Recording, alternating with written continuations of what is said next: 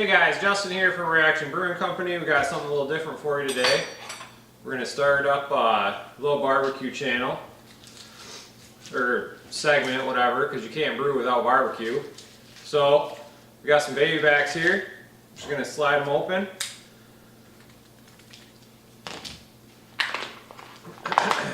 What I like to do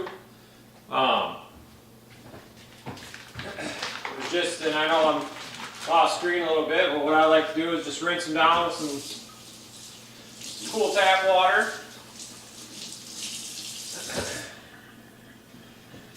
Get everything, all the blood and everything washed off of them. And then just give them a quick pat down with some paper towels here.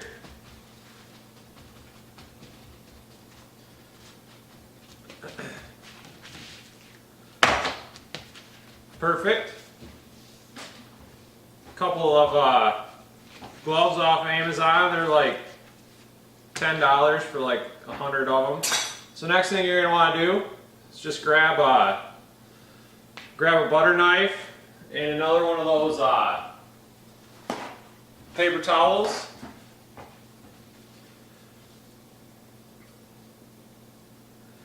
And we're just going to take that butter knife, stick it under the silver skin on the back, and we'll pull it off. So you're going to want to get most of this off, or else you're going to have ribs will be tough. So I usually just use a little butter knife, and you can see like the slit where I cut down with my knife to open the package. Great spot to start. Sometimes you'll get really good ribs, like these guys, where they came off all in one segment. There we go, we got the silver skin off. Now we got these delicious looking baby back ribs. Could probably trim some of this up if you wanted. Trim some of this off right here.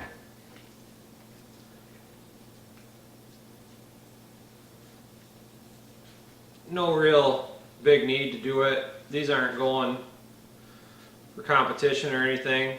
Apparently we'll just use my dirty pocket knife to do it all.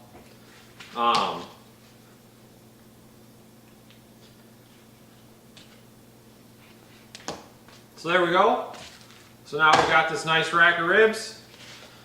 And we're not going to use any binder on this guy. This guy is just going to get this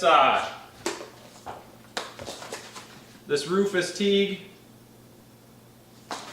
barbecue rub.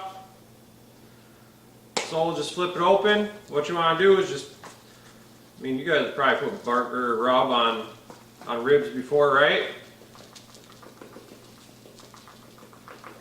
We'll just powder down a liberal amount on here. And then what I like to do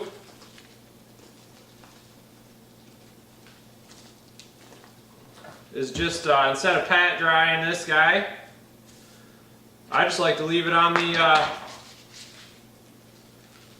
the rib for a while.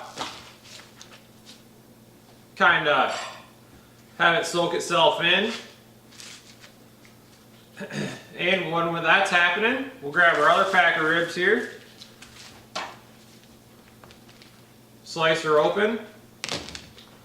Dirty pocket knife. It's not like I have 20 kitchen knives sitting right behind me. Bring it over to the sink.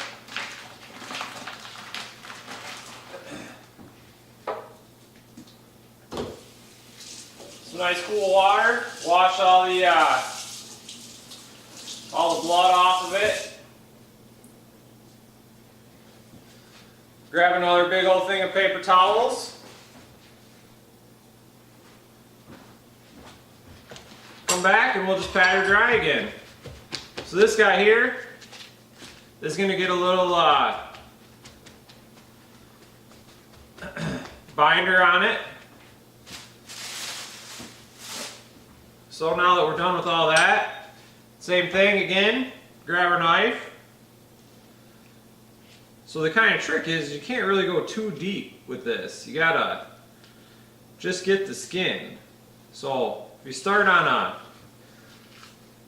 one of those low hanging bones, it's a little bit easier. So if you see here, we kind of got a little bone here, guy, exposed. You don't always want to expose your bone, but sometimes you just have to. So we're going to pull it right to the end again. Same thing on this guy. We'll start on this bone, kind of pull it back, and I just use my thumb most of the time. Sometimes if you got a real pain in the dick, freaking thing of ribs, you can go like this, then grab your, try to make it so we can actually see it. Grab your paper towel, and it'll just help you pull the skin up. Gives you something to like grab onto, kind of dries out the skin. So if you can see here, hopefully I can't see what's going on that camera, so we had a little bit of extra breakage at the end here. So we're going to just grab the knife, get up under that, pull it back. We got some fat up here, so we'll just cut all that off using my dirty Chinese pocket knife. I mean, we could probably square these guys up a little bit, but not a big deal for my purpose today. My purpose today is just to get fat and eat these ribs. So what we're going to do here is touch everything with my disgusting fingers, because I didn't get prepared.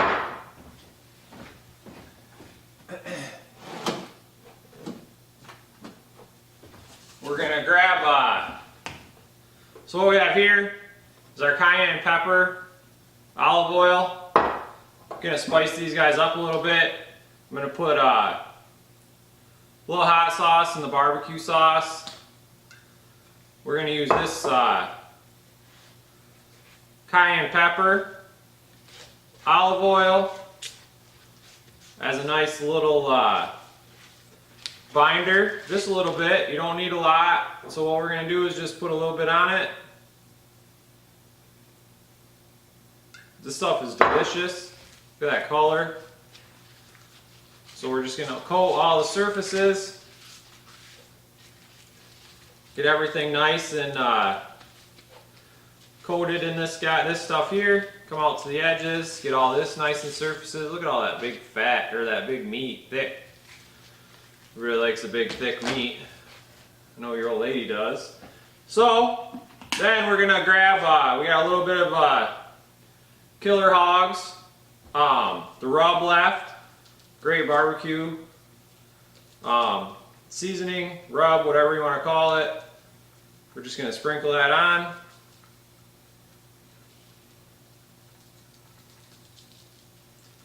Nice and liberal. So this will soak in a little faster than our other friend over here.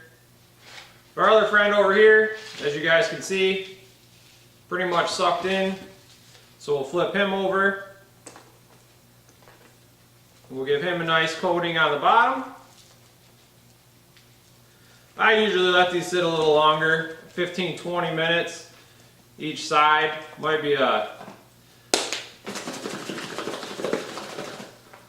mix that up a little better.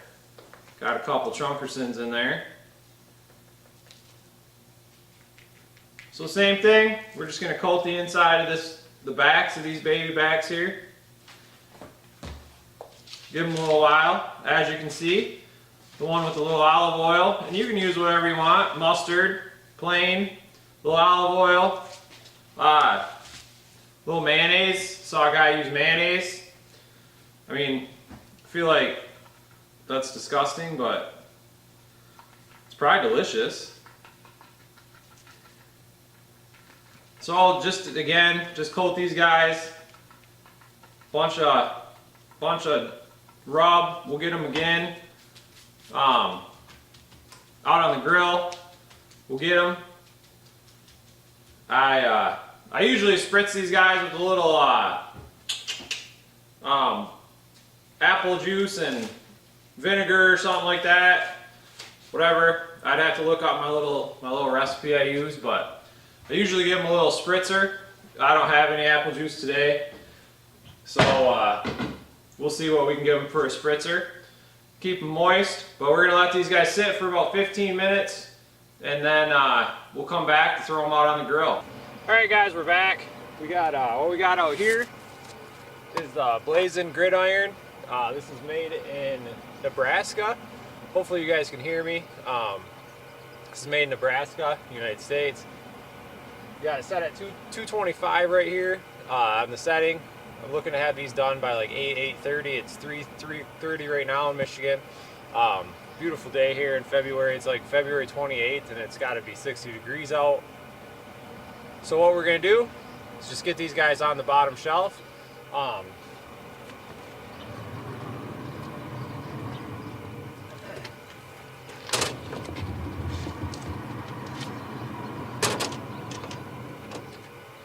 Situate them right in the middle, and then the lid down. Get the lid down there, and lost a little temp. Oh, we didn't. So anyway, we're at 225. It's gonna hold it there. What this is a pellet grill. If you guys haven't seen one, and trying to save this second pair of gloves for the rest of the day. But what this has is just some wood pellets in it, kind of like what you'd run in like a home heating stove, but better.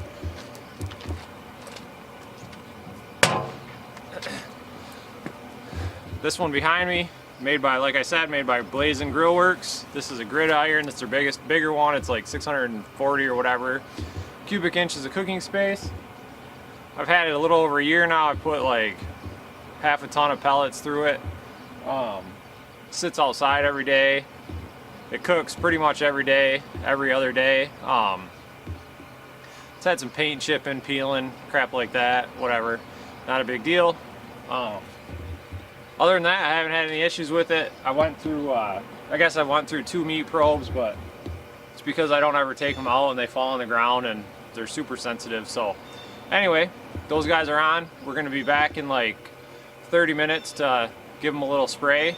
And we'll be back to figure out what I'm going to spray them with and to show you guys that.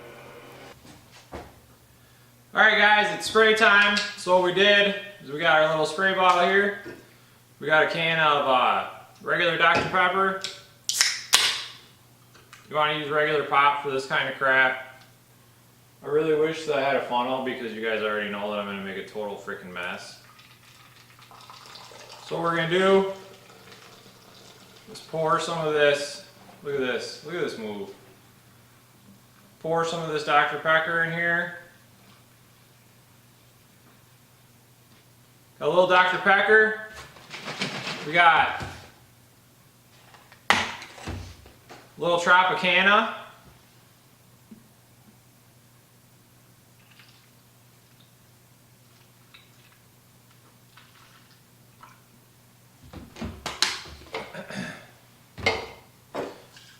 We got a little bourbon. I don't know why I shook the bourbon up. That's just because I'm stupid. Little Knob Creek. Not the best bourbon, but for our use, it'll be fantastic. It actually works pretty good in beer too. So throw a little water in this guy.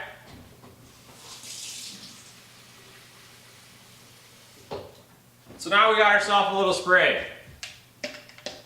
We got bourbon. We got Dr. Pepper.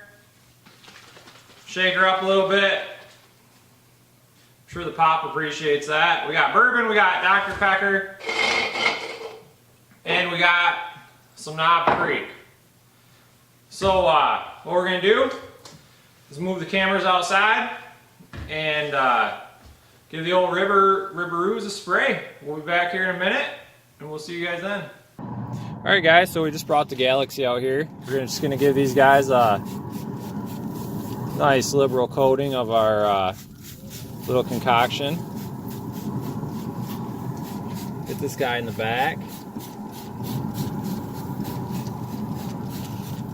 And I have full disclosure, I've never used a concoction like this. I always used apple juice and vinegar or something.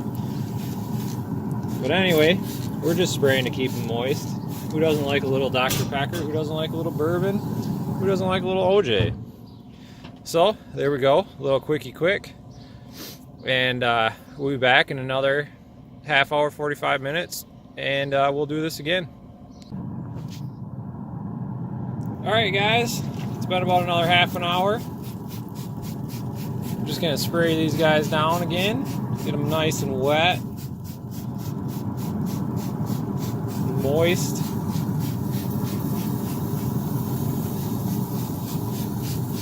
Better than getting your meat moist. Uh-oh.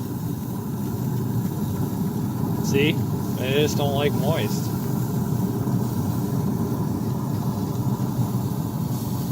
Let's get some spray action going. Probably should have taken that second shelf out for this.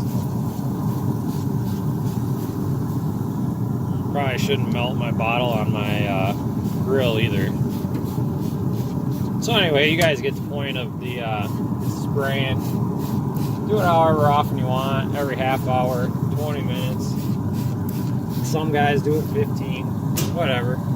Keep them moist, keep the lid down, keep the Blaz'n going. So that's it. We'll be back in a couple hours now and keep doing this spray. But we'll be back in a couple hours when I throw a little barbecue marinade together. Hey guys, we're back. Got a beer now. It's 20 after 5. Got a little Juicy Meads. Show you guys a little color. This is like little color. This is like almost a year old now. It's almost March. I think we brewed it last April, maybe May. Anyway, still fantastic. Tastes great. So what we're doing back, most of you guys aren't going to be in for this one, but part of the barbecue video, it's tough to have ribs without some cornbread. So what we have here is King Arthur's gluten-free cornbread mix. Unfortunately, the girlfriend has celiac disease, so we have to stick gluten-free. She does anyways, and I'm not making 2 batches of cornbread. So what we have, cornbread mix. And I'm sure that people that can actually eat cornbread aren't going to eat gluten-free cornbread. But as you guys have seen, we always use Clarity Firm in our beer. She's why, even though she rarely drinks it these days, I still use it just because. And apparently I'm not smart enough to get this off. So we have 1/4 cup of vegetable oil,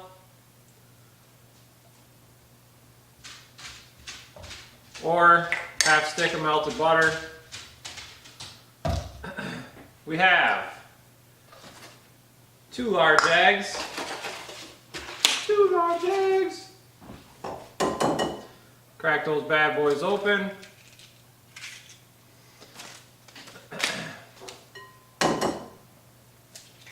Bam. And we have 1 1/4 cup of milk, except I don't have any milk. So hopefully these don't suck too bad. So what we're going to do is mix these bad boys up. If I can make my mind of which drawer I'm going to pull. There we go. So we're just going to mix these bad boys up, mix those eggs up.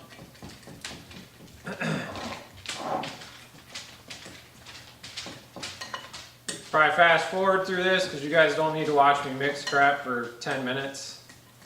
And if I do, you're not going to be able to hear anything I'm saying right now.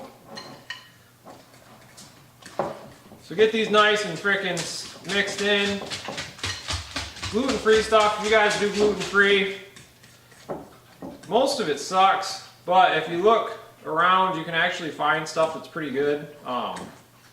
If this doesn't get edited out, you're going to want to look for like, as far as like pancake mix and stuff goes, Pamela's is really good. Honestly, to me, it tastes like pretty much like normal pancake mix. I have no problems with eating the Pamela's. Tastes good to me.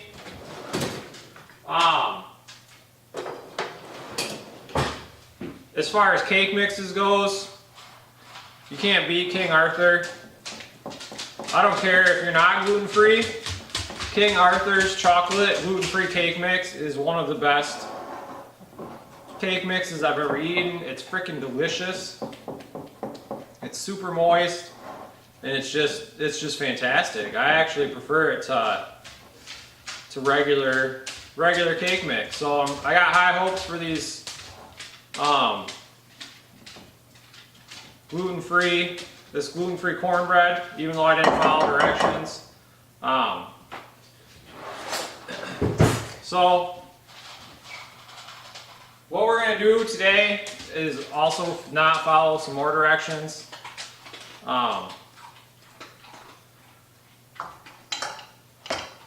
We're going to make these into little muffins. We got a little muffin tin here.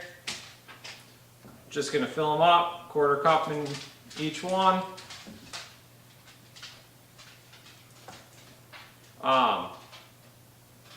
And then the directions say to preheat your oven to 425, but as you guys know, we're not cooking in the oven today. We're cooking out on the Blaz'n. So we're going to take these little guys out there and we're just going to let them smoke at the 225 for a while. And man, I say "ah" a lot in this video. Should probably not say "ah" every other word, since I'm trying to like do something and talk at the same time. If you're not very smart, you can't multitask. But we're going to throw these guys out there on the grill, 225, let them smoke for a while, and then what we'll do is bring them in and put them in the oven at the recommended 425 for just a shorter period of time. Hopefully crisp them up a little bit, but not, or get some of that, you know, that smoke flavor off the grill, plus a little crispy out of the oven, and we'll see how that turns out. I have no idea how it's going to turn out. If you guys have ever watched my brew videos, most of you know I never have any idea what the hell I'm doing. If you've ever watched my tasting videos, you definitely don't know what the hell I'm doing. And if I ever post the one that Matt and I did last week, I'll probably lose about 10 subscribers. Alright, so there we go. Good enough for me, good enough for you guys. So what we have here is we got our little pan, gluten-free little fellas, made with water instead of milk because I was way too lazy to go to the gas station and they shut down our grocery store in my little town. So anyway, we're going to throw these guys on the grill, probably give them like an hour at 225, see how they go, throw them in the oven after that, and then we'll be back here to do the barbecue. What we're going to do for that is we've got some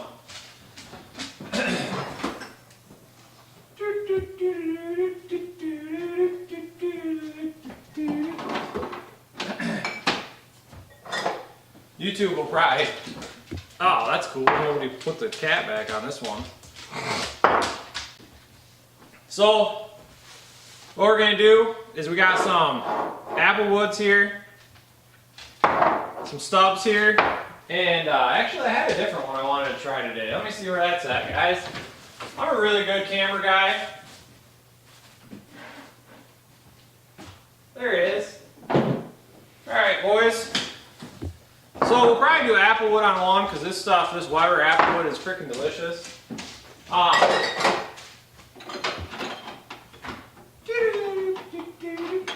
So on the other one, we're going to add this Rufus Teagues. Probably add it to the one I put, oh no I'm not. I'm going to add it to the other one. So we got this Rufus Teague whiskey maple barbecue sauce. Really want to give it a try. It looks really good. This is going to go on the spicy one. I'm going to put some X Horesco. I'm going to pour this in a thing. Put some X Horesco in it. Mix it all up. Let it sit. And I don't know. We're on camera. I got it out. Let's just do it right now. You guys, I'm a really good camera guy. Really good at this YouTubing. You guys can tell because I'm really terrible at it. Alright, we're back. We got our barbecue sauce we gotta open. Let's take a sniffer of it. Bailey's looking at me like something's wrong. That smells pretty good. Let's take a little taster of it. A little taster, boys.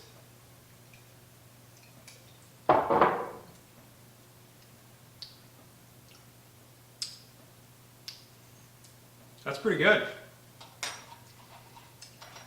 Oh yeah, that's gonna go well. That's gonna go well on the old spicy ribs. So let's try not to waste any. We'll just that's probably enough to baste the old ribberoos in. We'll just mix this guy up here. The old Burns and McCoy. And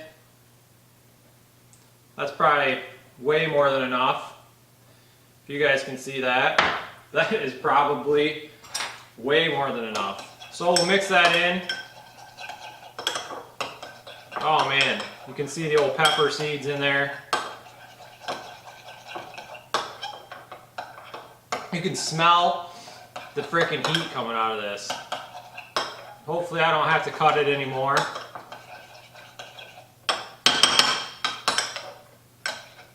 To get the old ribberoos edible.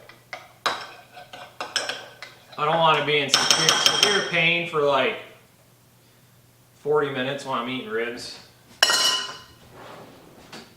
I have this nice little stack of dishes here because I don't have a dishwasher. The dishwasher took a crap on me, and the new one doesn't come till tomorrow. Alright, so we got, if you guys can see that, you can see some peppers and stuff in there. It really smells freaking delicious.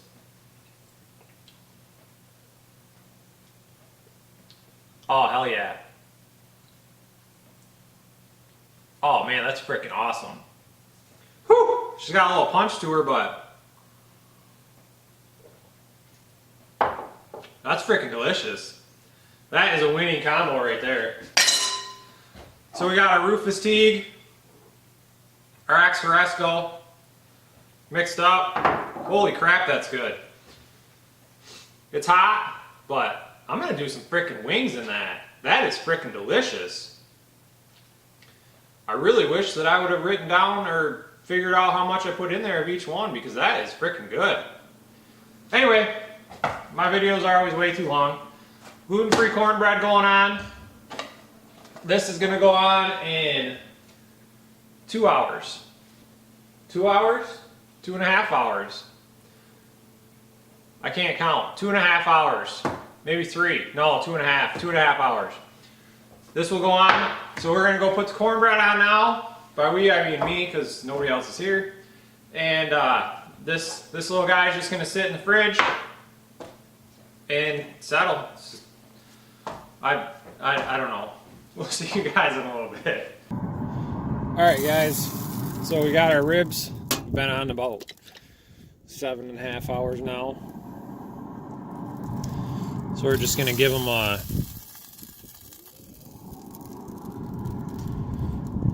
little layer of barbecue sauce here. Did the bend test on them. Probably should have showed that, but pretty much was burning my hands off.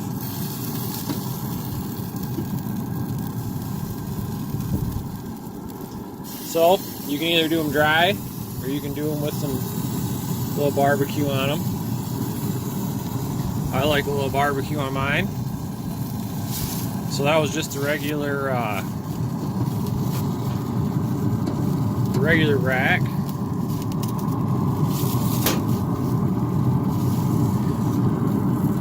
Here's our spicy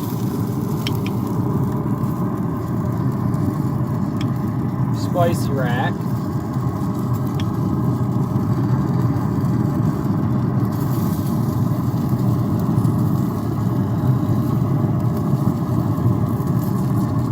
Spicy rack might need a little bit more time than the regular rack. Alright though. Get them nice and glazed.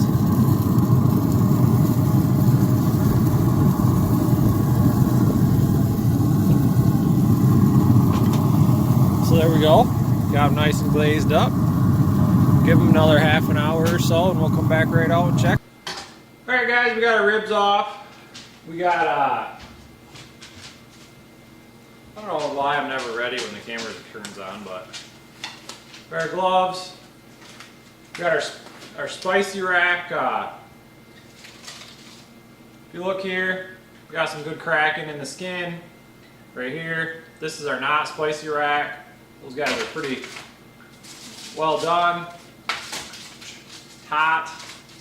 Spicy rack, you got some cracking. Hot. It's hot. That's what it is.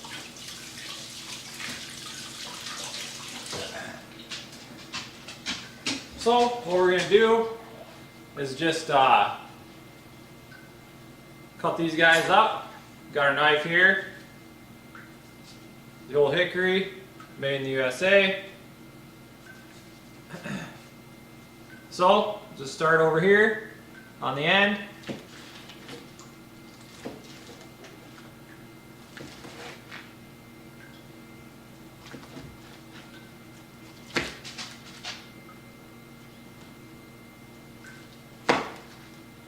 And you can see the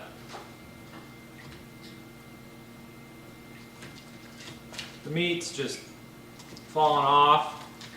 So not quite competition, maybe. I usually like mine a little bit more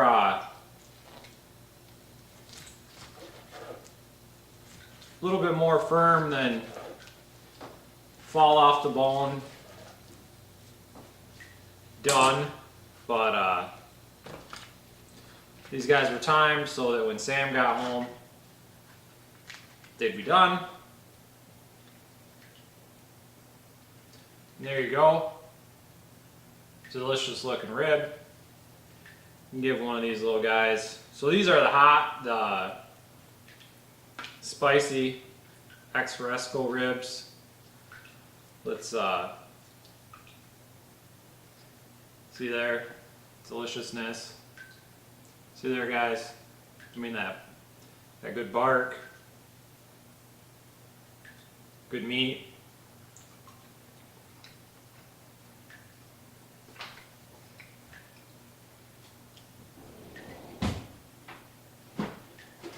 Oh yeah. That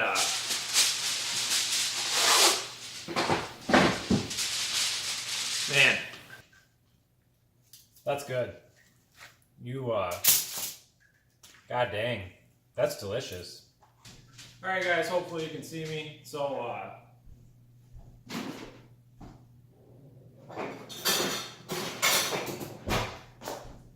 main camera filled up. No time to send to the next card. So as you can see, we got our second batch of wings, ribs here.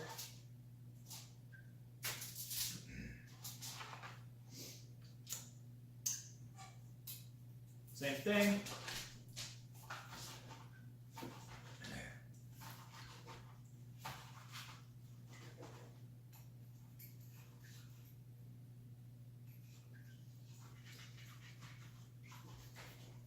Let's cut these guys up. As you can see,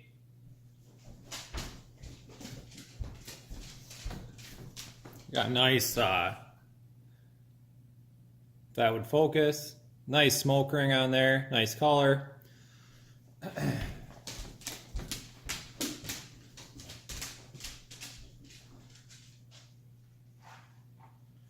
we'll take these guys, put them back over here.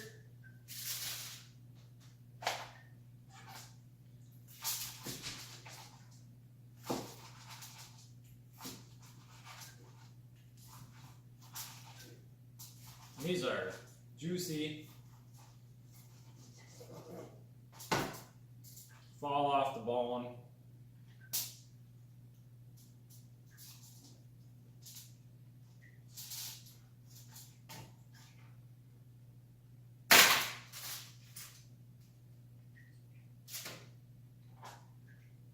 Oh yeah, that's delicious. You can see the juices running out of them.